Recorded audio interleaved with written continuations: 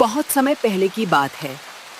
तपनगढ़ नाम का एक राज्य था, जहाँ कभी नदियाँ बहती थी, तालाब झूमते थे और हर खेत हरा भरा था।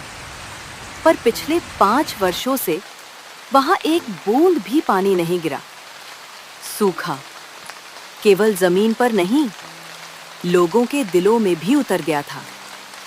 फसलें सूख गईं, पशु मरने लगे और लोग आसमान की ओर देखने लगे।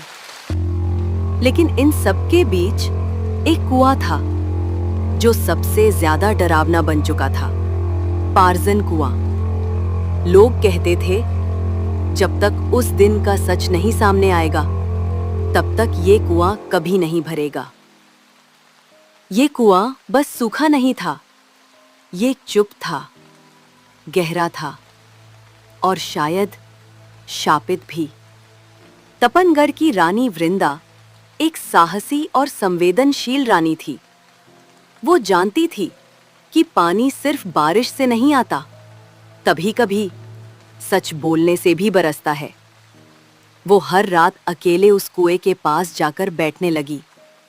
ना मंत्र, ना पूजा, ना डर, बस मौन। तीसरी रात कुएं से एक आवाज आई, धीमी पर सीधी दिल में उतरती हुई। मैं प्यासा नहीं, मैं अधूरा हूं।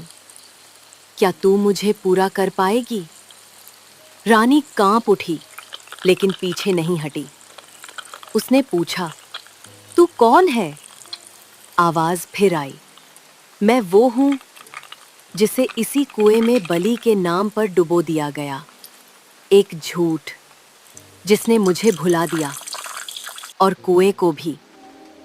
अगले दिन रानी महल के तहखाने में गई, पुराने ताम्रपत्र और अभिलेखों को पलटने लगी और तभी उसे मिला एक अधूरा पन्ना, जिस पर सिर्फ एक वाक्य लिखा था, उस दिन सब चुप रहे और कुआं सदा के लिए सूख गया।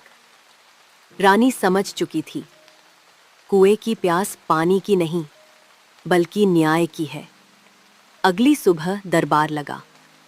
दरबारी, जनता, सेनापति सभी मौजूद थे।